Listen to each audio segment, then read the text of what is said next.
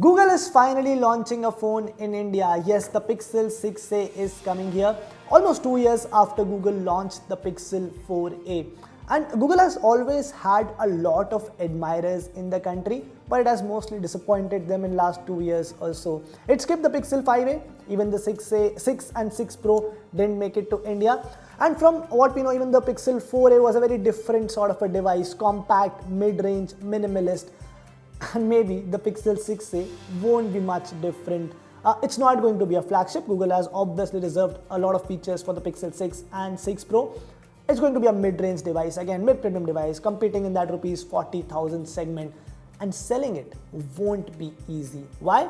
Well, I'll try and explain in this video, so do watch it till the very end.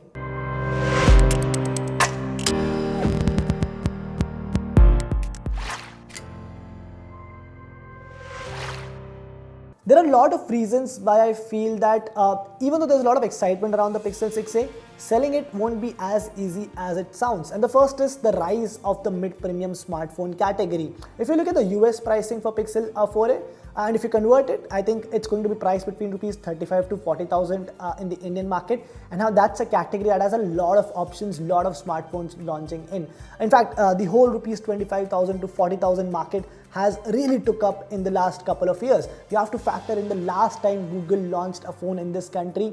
We did not have these many phones in this category. In fact, that was the first year of the Nord lineup. We only had one Nord phone in the country. Now we have almost a new one launching every month. In fact, OnePlus was yet to announce the R lineup as well. By now, it has 3 phones launched across the last 14 months. Even Xiaomi and Realme were not that active in this price category, and now they both have pretty capable devices. Factor in the Realme GT and the Xiaomi 11T Pro. Similarly, Samsung, now it's doing so well in this segment with the A series phones, and also it has that fan edition which sits right above the 40,000 price category. So to stand out in this crowded, flooded market and to lure customers who haven't had the taste of a Google phone in the last 2 years, it's gonna take a special effort. Second thing is regaining the trust of your customers. Again, out of sight, out of mind. This applies perfectly to the Indian smartphone market. Look at any major smartphone brand right now. They're launching phones almost on monthly basis. Some of them are doing on a weekly basis. It's crazy, but they are doing it. It's working for them. Now, for a brand like Google, which hasn't launched a phone in 2 years, it will have to convince the users that it has still got something to offer, especially in terms of the after sales service. Now, Google has always had a bad name when it comes to customer service in India.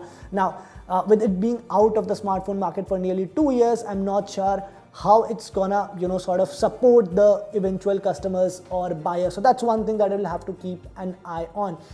Lastly, I think you need to manage the demand supply situation. Now, Google is coming to the Indian smartphone market after almost 2 years, so it can't afford to mess it up. Even the last time when the Pixel 4a launched, it went out of stock within 30 minutes after going on sale.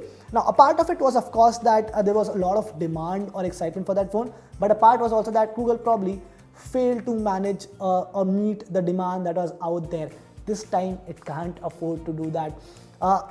Google hasn't revealed the date for this launch. It says it's going to come in summer 2022, but let's assume that it's going to come before Dussehra, Diwali, which is the festive season in India. So we can expect the Pixel 6a by August or September. Now, Google needs to ensure that when the phone launches, it has enough units to sell for the Indian market. Otherwise, it will have to sit a major part of the festive season with its shelves empty, and that's not, again, a very ideal situation.